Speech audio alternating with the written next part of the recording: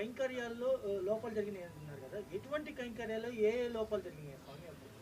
చెప్పాను కదా, ఇదే ప్రసాదాల్లో కల్తీ జరగడం అనేది ఒకటి. అది ప్రసాదాలు తిన్నప్పుడు కానీ ప్రసాదాలు చూసినప్పుడు కానీ అది ప్రతి భక్తుడికి అర్థమైపోతుంది. ఇందులో ముందు ఉన్న సువాసన లేదు, రుచి లేదు, పవిత్రత లేదనేది. అలాగే అన్నప్రసాదాల్లో కూడా ఈ కల్తీ నెయ్యి వాడి పొంగలు, చక్కెర పొంగలి, సీర మొదలైన వాటిలో కూడా ఇది కలిపి ఉన్నారు. ఇది స్వామివారికి మా చేతులతోనే నైవేద్యం చేయవలసిన దురదృష్టం కూడా మాకు ఏర్పడింది. అది కాకుండా నైవేద్యాలు జరగడానికి స్వామివారికి ఏ ఏ వేళల్లో నైవేద్యాలు చేయాలనేది ఆగమ శాస్త్రం నిర్ణయిస్తుంది. దాని ప్రకారం కూడా ఒక్కొక్కసారి జరగడం లేదు.